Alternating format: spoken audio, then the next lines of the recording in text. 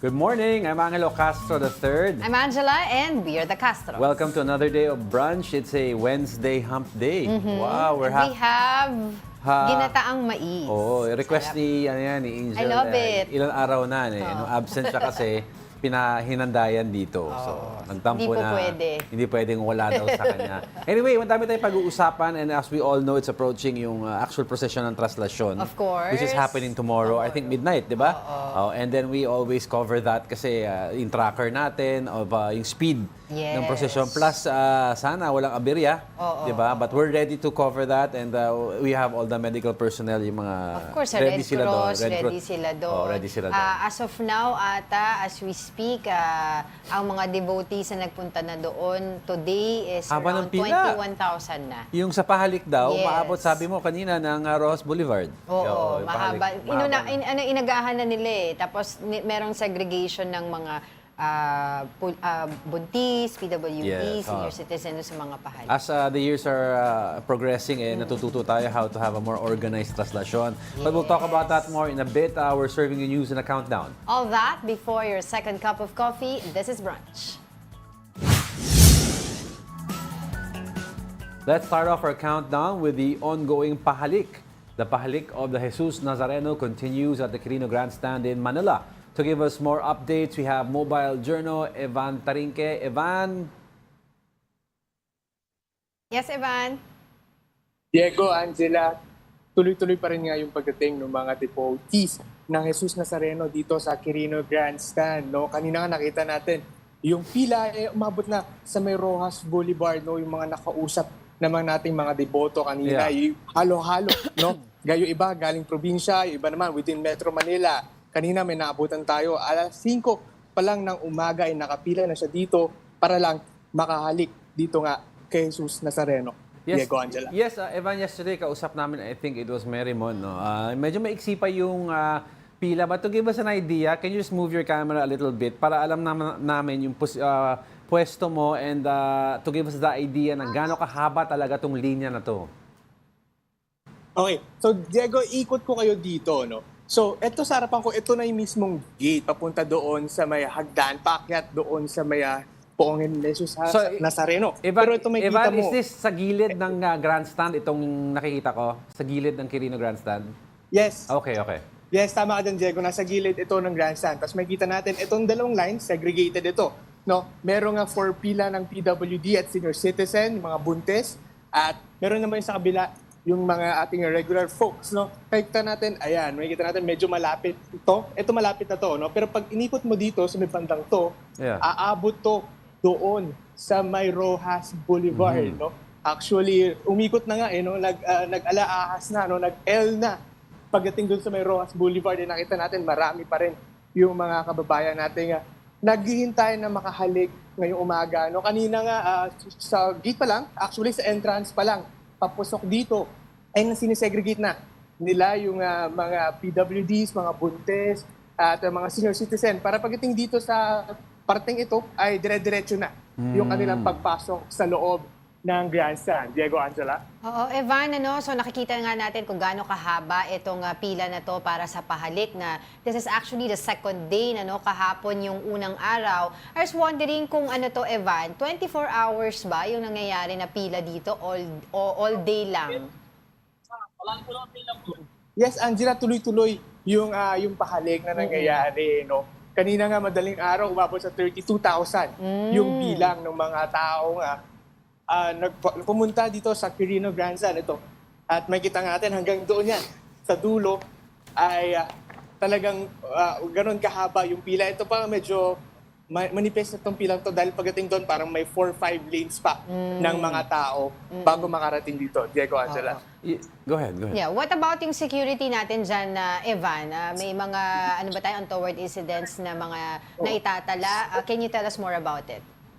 Yes, Angela, kanina nakita natin maraming nag-iikot na security personnel dito sa Quirino Grandstand. Actually, nasa 14,000, more than around 14,000 yung nakadeploy na security personnel para nga sa darating na traslasyon. Nakita rin natin may mga nag-iikot din na mga K9 dito sa loob sa loob at paligid ng grandstand. Meron din mga medical tents na naka-standby no, kung sakali mang may kailanganin ng tulong itong mga devotees dito. At marami rin tayong mga ambulance na nakitang naka-standby kung sakali mang may kailangan itakbo sa hospital. Diego Andela. Evan, yung mga gusto pa humabol dyan, where do they park their cars if may sasakyan sila? Tapos saan ang entry point, starting point ng line? Yes, Diego. Unfortunately, hindi recommended magdala ng sasakyan papunta dito dahil unang-una, medyo malayo yung pagpaparkan kung sakaling magdadala ka ng sasakyan. So usually yung ginagawa ng iba, dinadrop off nila yung kanilang kamag-anak dito sa may entrance. So itong entrance na to, itong part na to, ito yung nasa Calao, Okay. nasa Ross Boulevard, Calao Extension. So pagbaba nila dyan, ipipila na sila kaagad para nga makapasok dito, no, Diego, and nga makikita natin, usually limited yung mga vehicles na nakapasok with either media personnel or parte nung crew para makatulong nga dito sa pahalik ngayong araw, Diego. Oo, Evan, anong oras naman o yung estimate na inaasahan ng mga otoridad na matapos yung prosesyon bukas? Kasi naitala nga daw nila 2012, yung longest procession, that was 22 hours, tapos sinusundan ng mga 16, 15, 13 hours. This time around, ano yung estimate nila?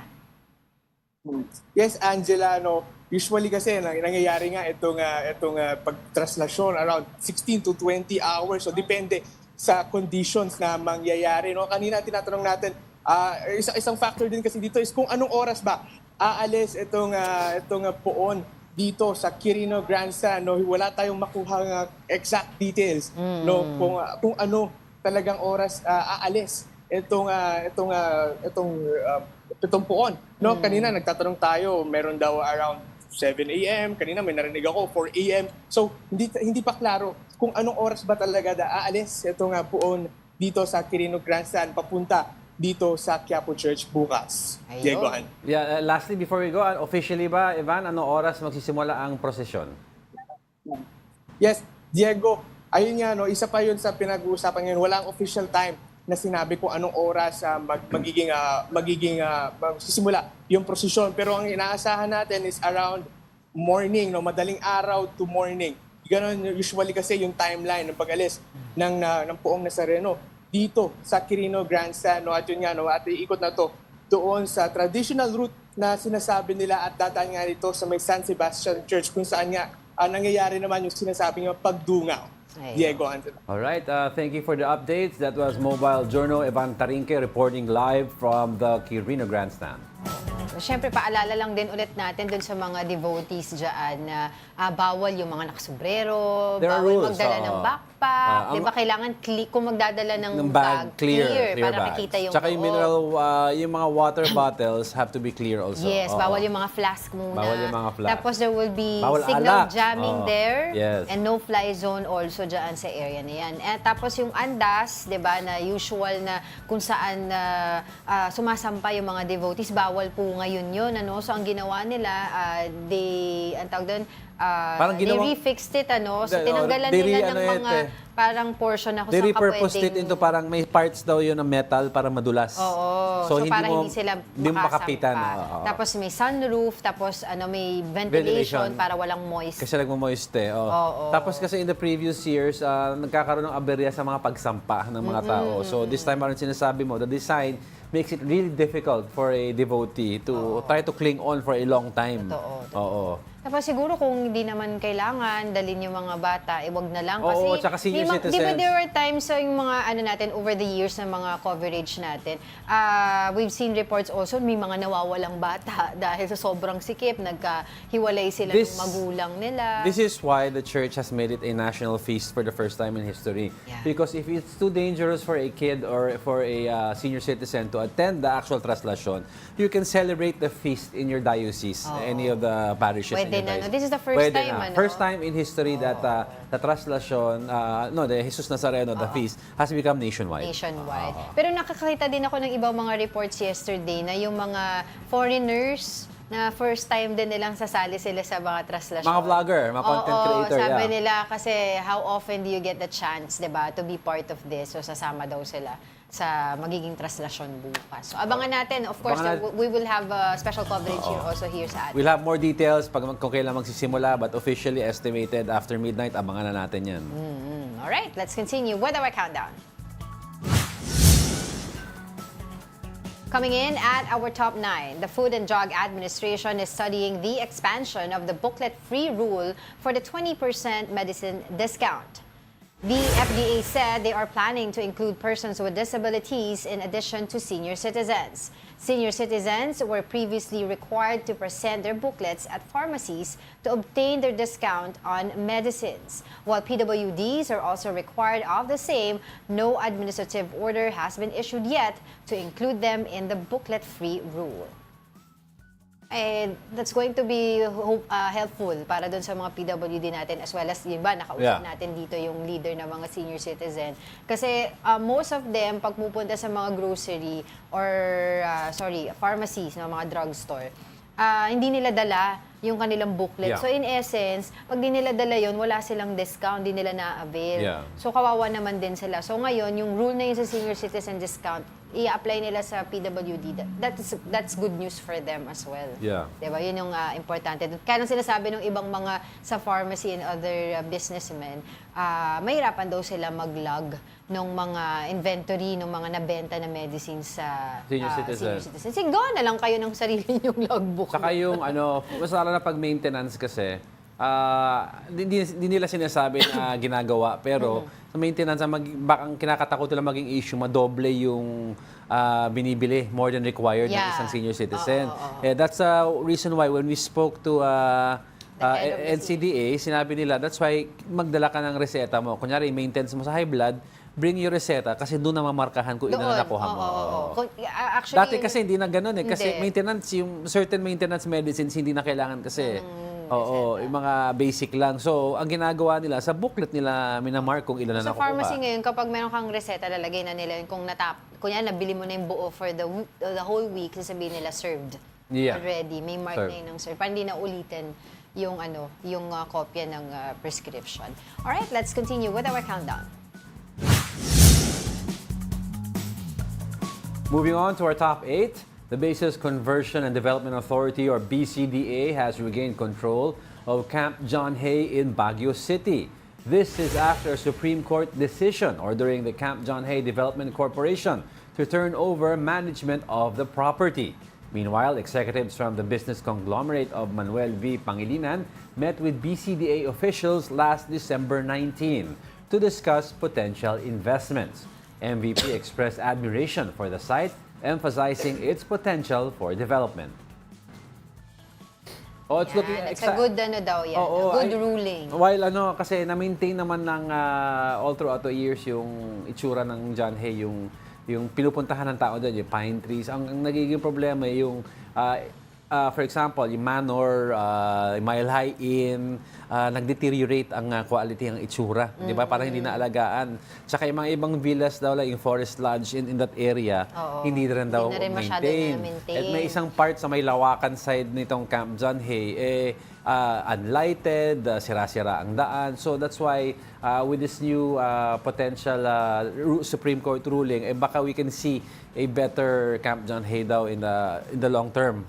But in the meantime, promising nga daw yung future. Promising ang future because... Pero syempre, ang inaano din nila dito is, yung isang concern din nila, open sila sa bright yung future ng mga investments at saka yung mga pagpapaganda. Pero sana daw i-maintain pa rin yung beauty, yung the way it is, no? Yung ibig ko sabihin, yung feel, yung cultural heritage na datingan ng Camp John Hay. Baka naman daw kasi baguhin ng baka ma-modernize. Pero yun naman ang sinasabi, di ba, ng MVP group of companies talagang, if they were going to be investing in that, they will preserve yung cultural heritage. It's been clear. They parang ang based sa mga narinig kong interviews, they will modernize but while preserving. In other words, you upgrade some of the facilities. Kasi if you go to, for example, let's talk about Mile High, that Mile High area, diba, where the inn is.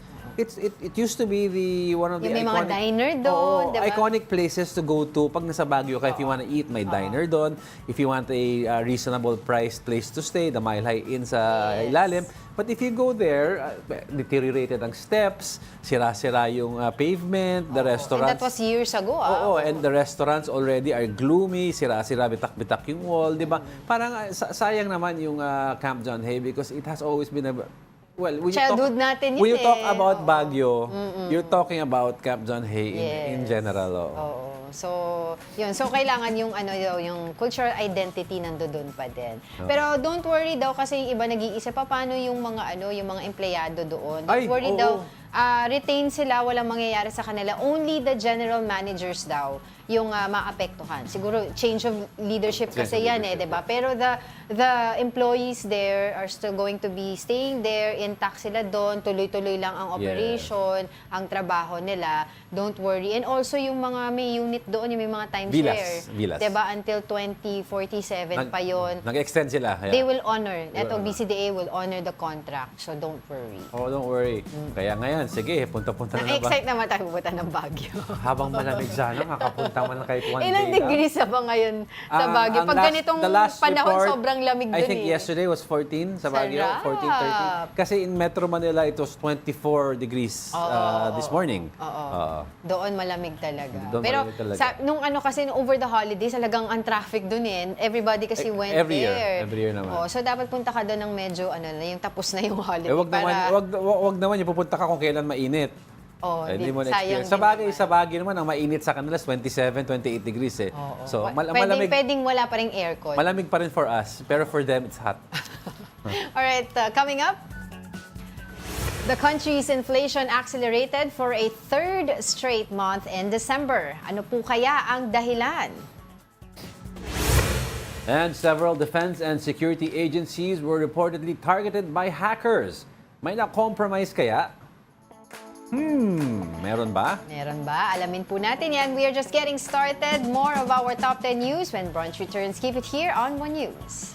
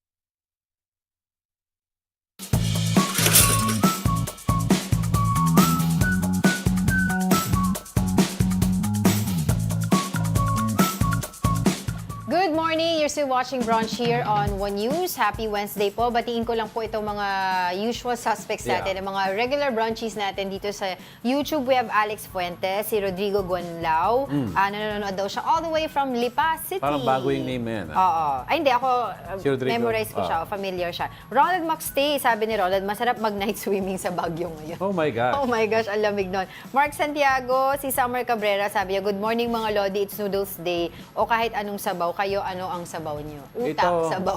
Joke lang. Hindi, ano to ano to, ginataan mais. Ginatawag mais yan. So, Tita Daisy Cancio, Tito Naldi, and Kuya Jopet, nanonood din sila.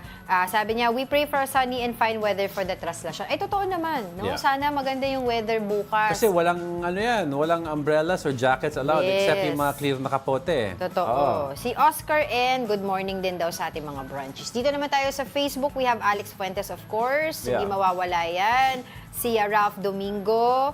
Hindi daw siya. Won't miss the show while nursing a 39-degree fever. Get well soon, Ralph. Wow, everybody's Ang mataas to, ha? Everybody's sick, Ralph. Sige, pahinga ka muna. May naman replay. Yes. Si Oh. Sam Pokemon Go, nanonood din siya sa atin. And of course, si Juan Miguel Ebro na nakita ko sa BGC. Si Migs. Sabi, hello, brunchies. We Sabi saw niya, him December 31. yes, sabi niya, tip, choose to be worthy. O, di ba? Ang taray. Of course, si Mina Benales, si Esther Abaya, si Tasha, nanonood yan sa Morning. atin. Of course, si Mother Earth, si Mama, nanonood din yan sa atin. Alright, Okay. let's move on.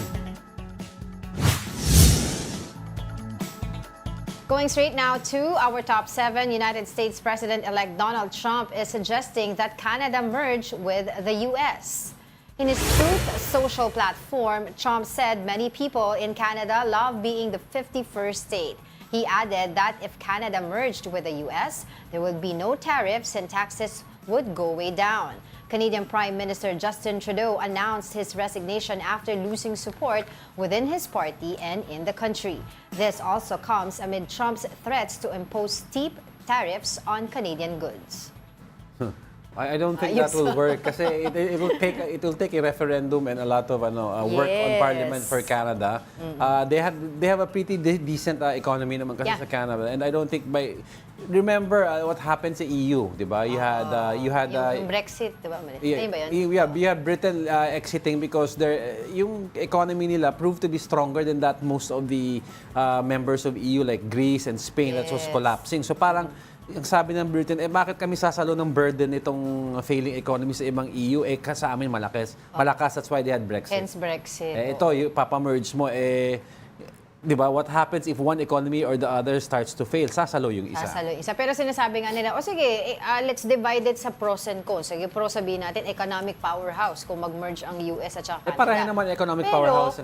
diba, ang cons nito, sabi nga nila, politically, it will be challenging, no? Kasi iba-iba yung there will be friction daw pagdating sa mga gun control, sa healthcare, etc. Dahil ibang-iba yung how Canada does this. You have to their remember, thing. Canada is now ruled by the Liberal, yung ruling, parang Liberal Yes. Party nila, which Trudeau is a member of. And when he steps down, still a Liberal member from the party will take over, supposedly, no? And Trump is a Republican, so they're more conservative in a sense. Kaya diba? nga it's going to be political. But you know naman, challenge. knowing President Trump, diba?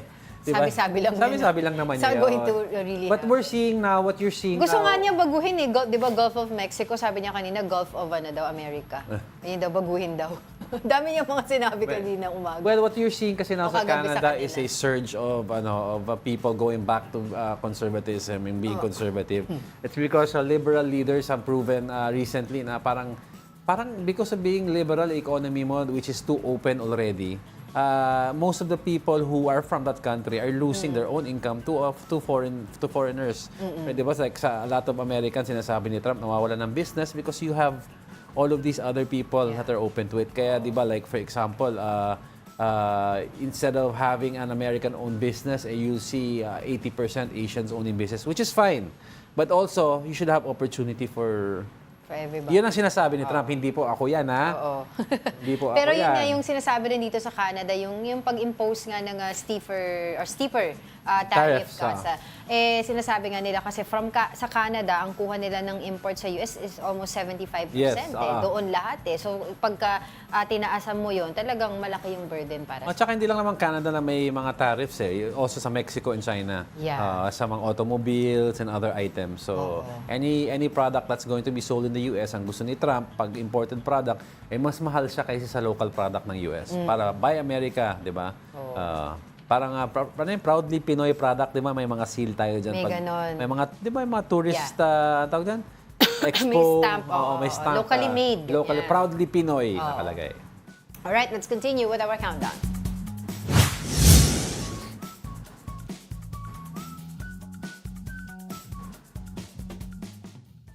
On our top 6 is about the DOH budget. The Health Department was allocated over 35.3 billion peso budget for 2025. This is more than 6 billion pesos, higher than the agency's budget allocation in the previous year. The funding is also the largest granted to the DOH since the implementation of the Health Facilities Enhancement Program in 2017. The higher budget is meant for the upgrade of healthcare facilities and medical equipment under HFEP.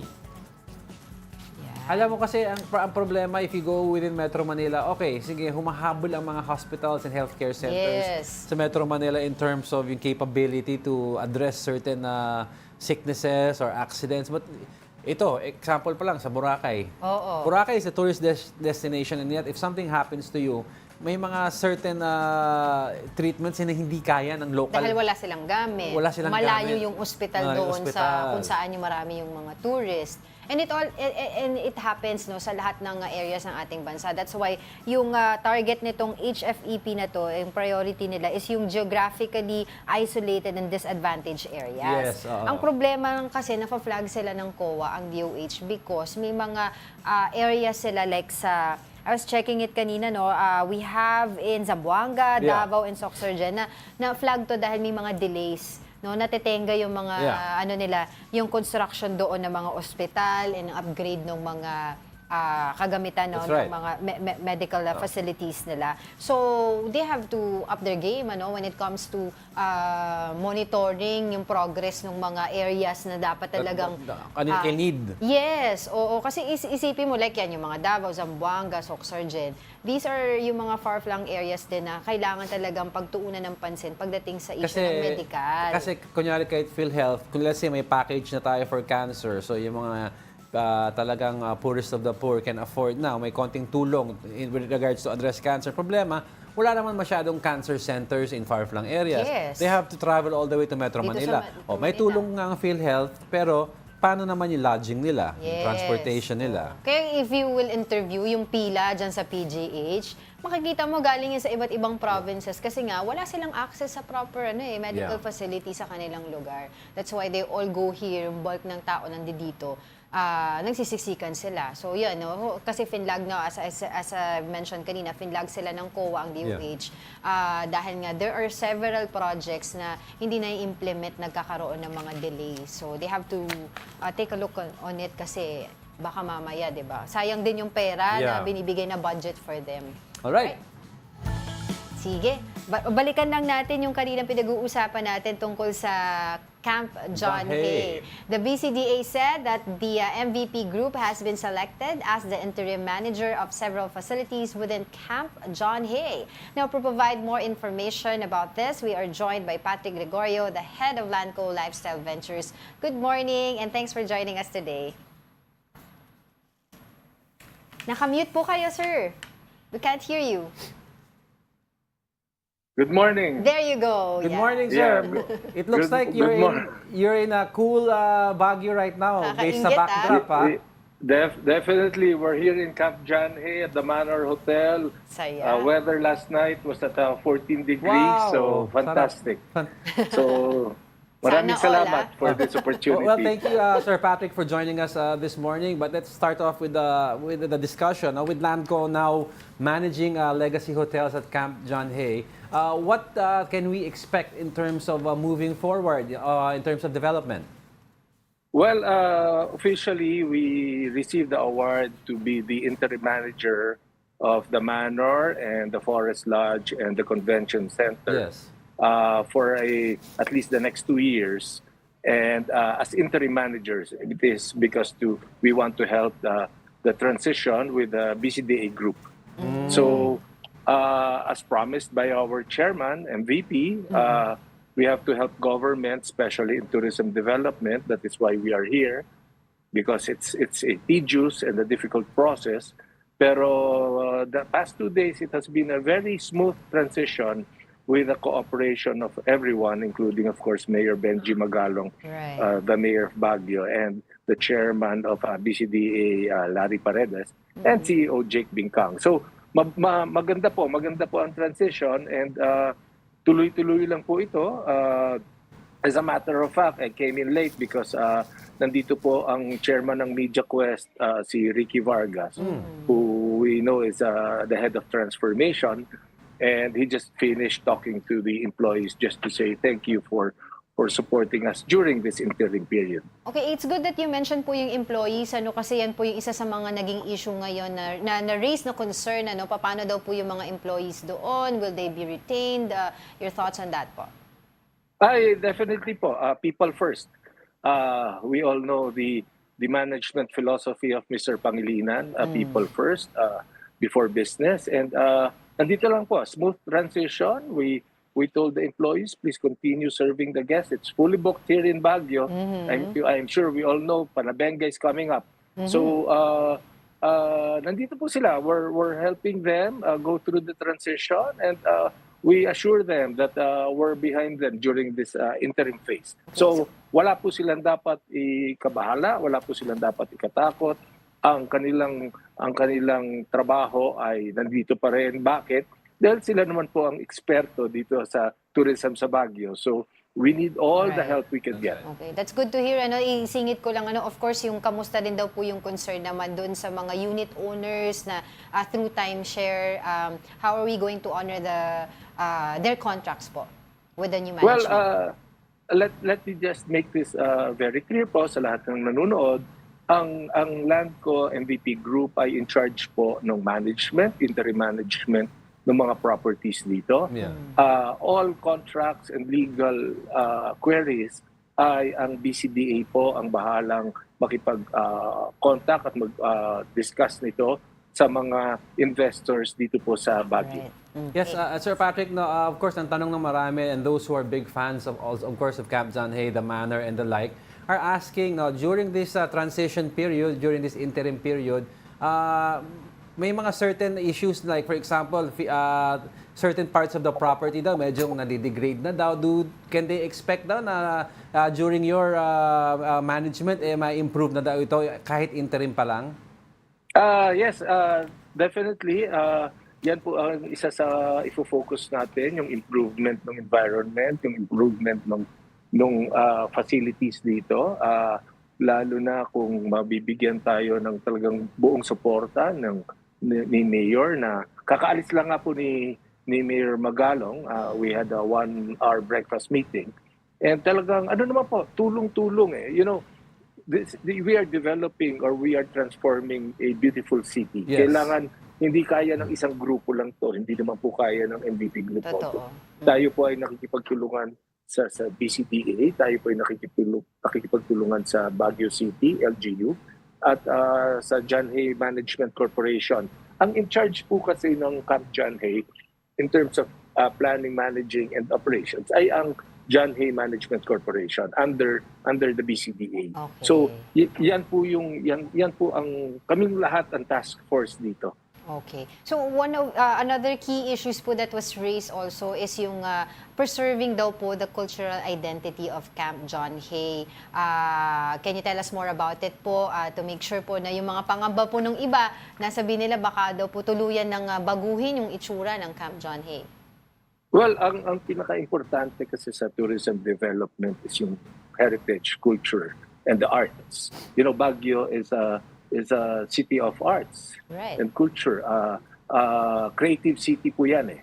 So, hindi po pwedeng mabago yan. As a matter of fact, sa sarili kong pananaw, ina-analyze ko nga kung ano ang Camp John Hay 50 years ago.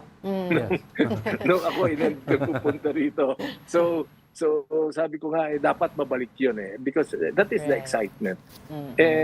And if kung ma-preserve natin yon talagang mas maraming tayong customers and guests na bibisita dito sa City of Pines. Nice. Sir Patrick, madaming tatanong pala sa social media, itong mga ibang viewers natin. Pwede daw damihan daw ng room sa Manor kasi minsan fully booked daw lagi, hindi daw sila makapunta.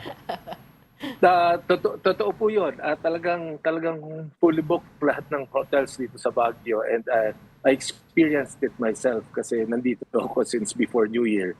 And talagang sabi ko, kulang na kulang ang kwarto. Pero alam niyo po, yan ang isa sa mga programa ng BCDA at yan po ang isa sa mga dinidiscuss nila kay Mr. Pangilinan para matugunan yung request na more rooms.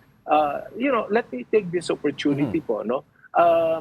As a part of the Landco Task Force, kami po ay about to finish yung project natin dito na 220 room 6-star hotel outside of Camp John Hay po, dyan po sa Balakbak area. Tapos na po ang mga plano niyan, tapos na po ang architectural plans. Napakahusay po ng mga architects na kinuha natin, the same group na gumagawa ng resorts ng Shangri-La.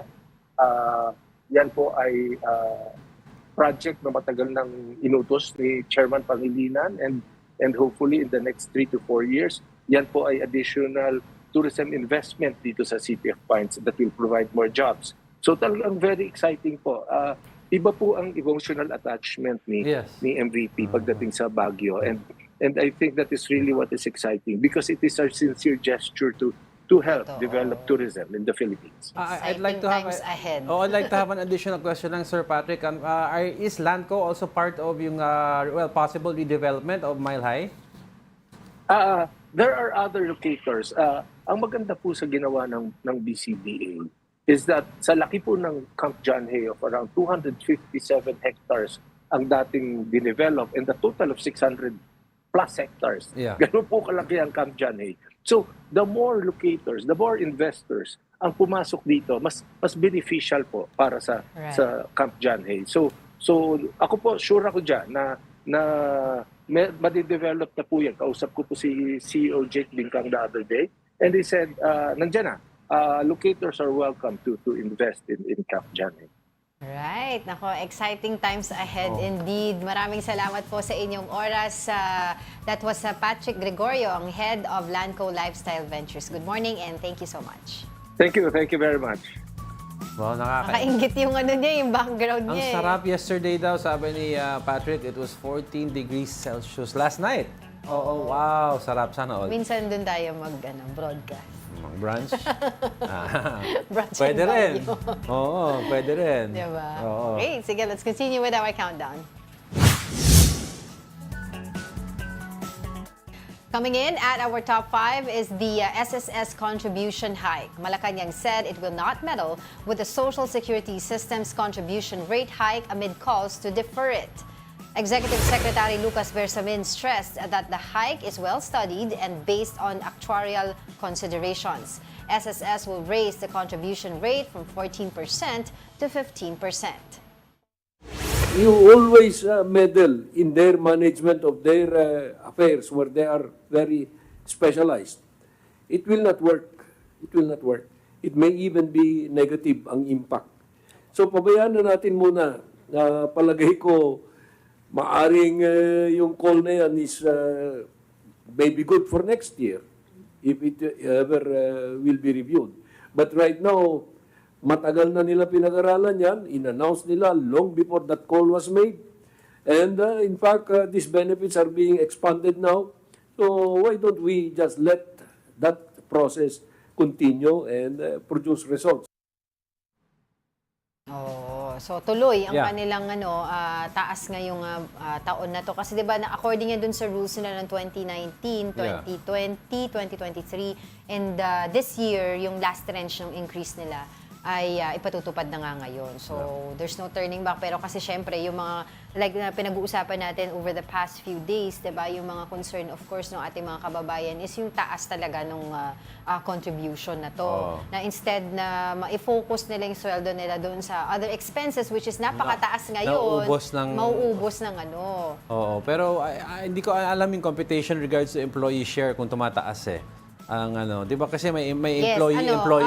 Employer is at 10, 5% is employees, if I'm not mistaken. Hindi kasi ngayon it's 14, 'di ba? O 14. So is it Hindi, yung ibig sabihin yung yung percentage ng contribution ng employer. So no matter what, versus the employer. So kung magiging 15% ang total Ayun nga, 15, 10% sa employer, but 5% sa ano. Kasi previous to that, 14% siya. Oo. So 10-4 lang ang ganun. So salo pa rin ang employer to. Yes, salo pa rin. Okay, Pero good. mataas pa rin yun kasi ngayon nakikita nila like, yung pinaka-simple na contributor na member, 1,000 na yung matakalta sa kanya ngayon eh. So, kaya mahirap din. Tsaka sana naman, i-double time rin nila yung efforts sila na habulin yung mga ng corporations na mga delinquent na hindi. employers. Buti kung delinquent lang. Yung mga corporations na hindi nagpapadala ng SSS ay yung hindi nagre-remit.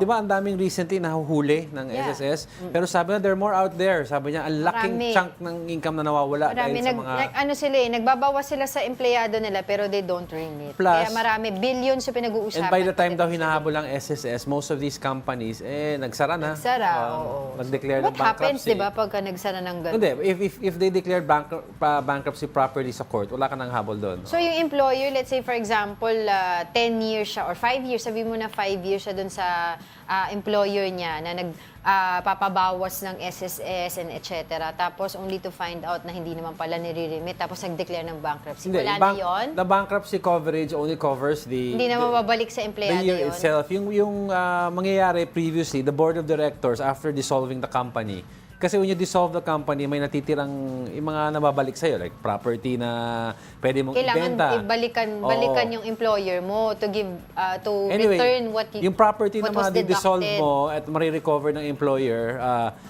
whatever they have, pwedeng ilaan yon to pay for kung ano yung utang. But that's depende kung ano yung agreement between SSS and the corporation. Because minsan, maraming cases yan nagkakaroon ng amnesty. Totoo. Maraming cases yan. So, kawawa naman yung mga empleyado natin. Alright, let's continue with our countdown. Let's move on to our top 4. Self-confessed Davao Death Squad hitman Edgar Matobato is now under the protective custody of the International Criminal Court.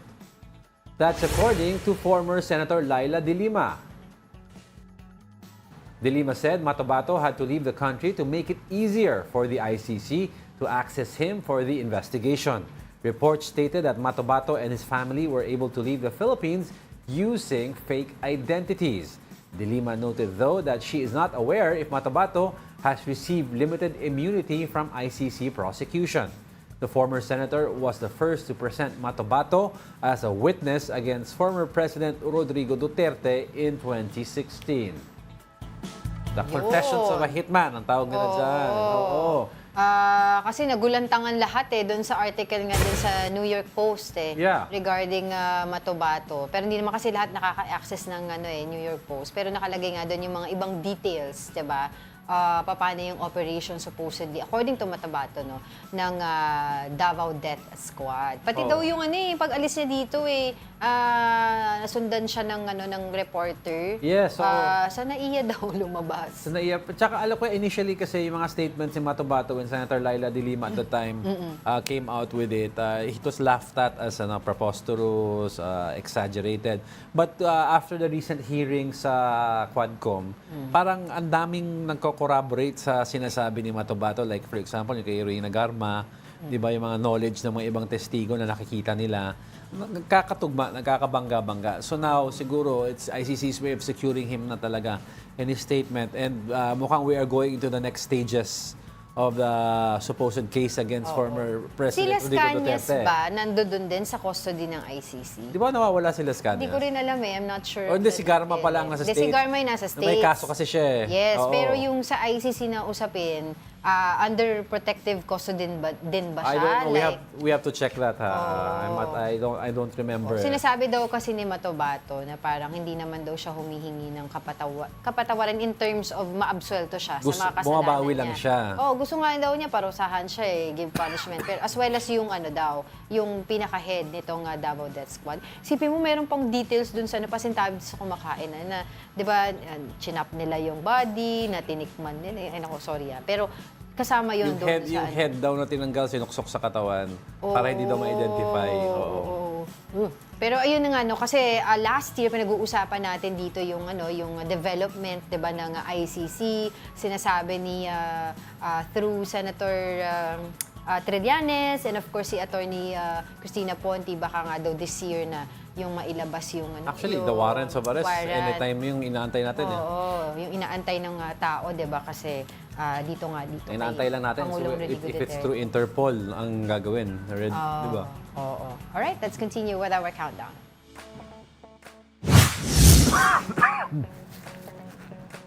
Settling in at our third spot is the inflation rate. The country's inflation rate rose to 2.9% in December 2024 from 2.5% in November. Here's the report. The Philippine Statistics Authority reported the country's inflation rate in December 2024 settled at 2.9%. This figure is higher compared to the 2.5% in November.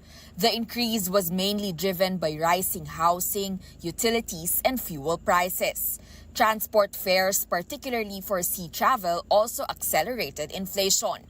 Rising food prices, including those of tomatoes, meat, and rice, remain to be major contributors to inflation.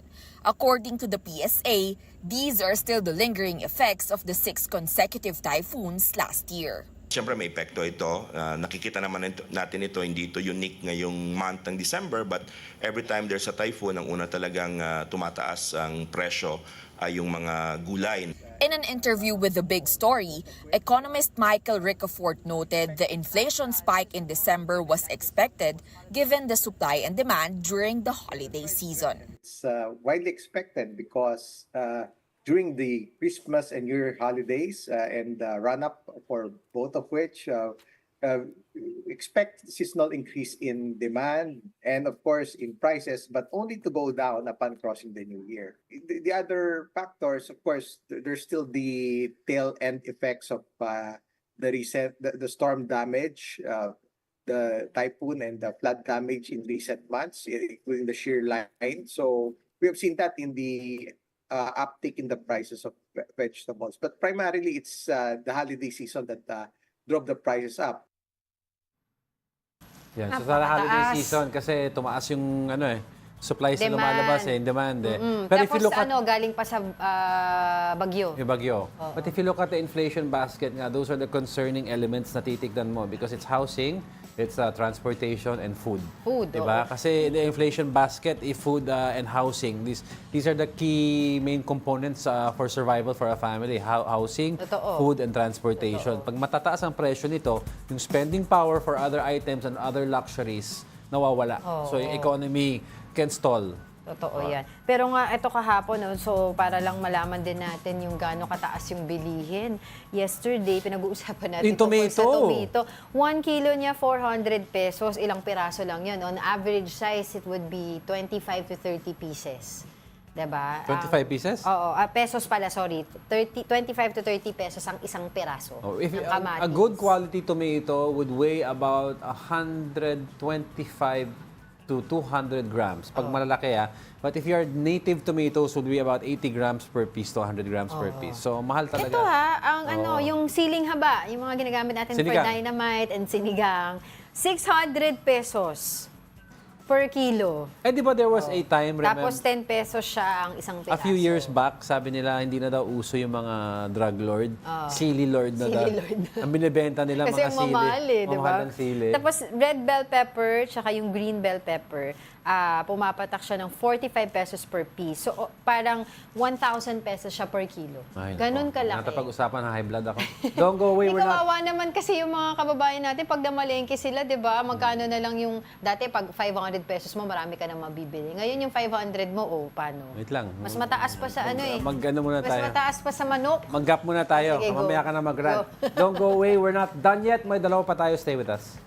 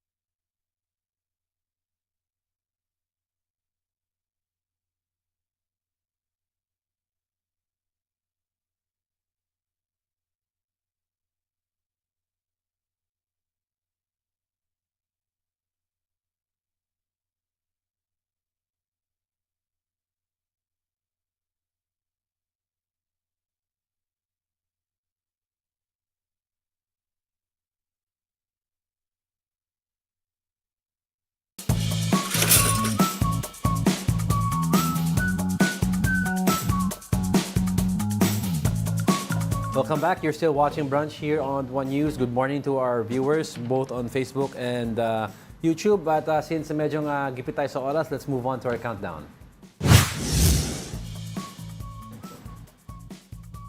Go. For our second spot, Malacanang has defended President Bongbong Marcos's decision to remove Vice President Sara Duterte from the National Security Council. At the Palace press briefing, Executive Secretary Lucas Bersamin emphasized that there is nothing personal behind the removal of Duterte from the NSC. Now, I am not saying that the Vice President has already does not anymore deserve to be trusted, but I'm just saying that with the recent developments, it is not going to be good advice or good action on the part of the President to still have her on board. He also dismissed criticism from former Chief Presidential Legal Counsel Salvador Panelo, who called the move politically motivated. Panelo, during his time as presidential advisor, was also advocated the exclusion of then Vice President Leni Robredo. No? So he has no moral authority to question the decision of the President. Now on our top story, the DICT says no government data was found to have been compromised following a reported hacking incident involving military data. Here's the report. Sensitive data were reportedly stolen from the Philippine government. Agencies dealing with defense and security were the supposed targets. The alleged suspects, Chinese hackers who have been recruited for an espionage campaign. They allegedly pilfered documents, some of which were linked to the West Philippine Sea dispute. But in an interview with A Big Story, DICT spokesperson Aboy Paraiso said no government data was found to have been compromised in the reported hacking incident. There are no evidence to substantiate that there are any sensitive data or military data that was gotten from our systems. We continuously try to invite these threat actors to show proof. and provide that they have correct data that they have exfiltrated from our systems. But so far, none has surfaced. Paraiso noted, though, that there are continuous attempts to infiltrate the system. As early as January of 2024, we've been very transparent with our countrymen and our citizenry that we experience several attempts. In fact, in any given day, it's around 100,000 to 1,000,000 attempts per day. The DICT assured the public that security measures are being strengthened. The DICT in particular is procuring several systems that would para magbi-build ng firewall around the country that would provide an initial layer for the threat actors and several attempts to hack our systems. For News 5, Ria Fernandez, We Are One News. Okay, so puntahan muna natin yung NSC. You have no moral authority to complain Parang or raise issues on the matter. nasumbatan pa si Sec Panelo. Tama naman kasi si ES Bersamin, si Salvador Panelo, then legal counsel. I remember that.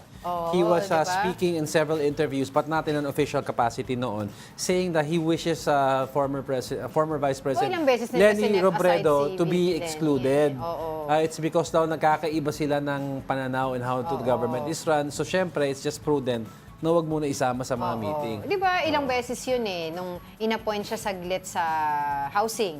Yeah. Diba? Tapos hindi naman siya sinasama sa mga briefing. Tapos nagtatrabaho lang naman yung Ale. Pagkatapos wala siyang reklamo, tanggalin siya, okay. Work as usual lang siya.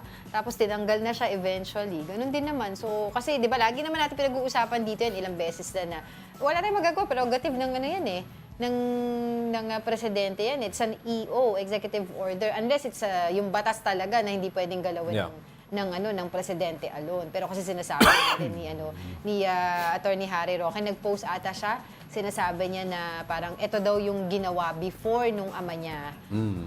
Nabanggit mo din yan, di ba? Na before nag-declare ng martial law. Ang sinabi din daw ni ES Bersamin, malisyoso nga daw ito si Attorney Harry Roque. Dahil iniisip daw yun.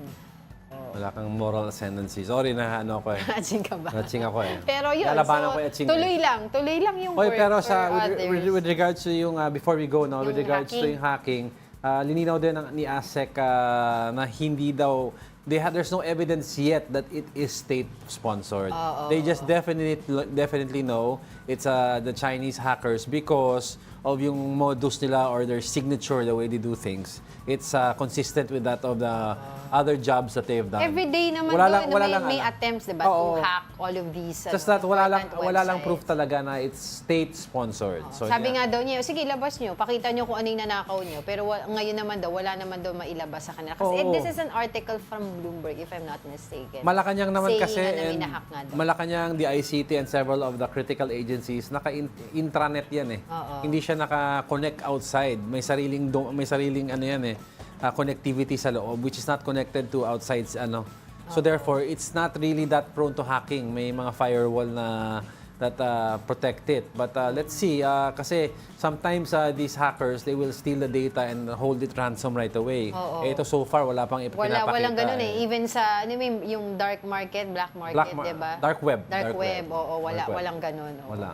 Pero walang natawa tayo nung kailan ba yun? Wala daw intelligence fund ang DICT.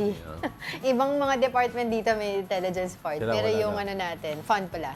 Pero yung DICT natin wala, which is kailangan. Anyway. Thank you for joining us again on a Brunch Wednesday.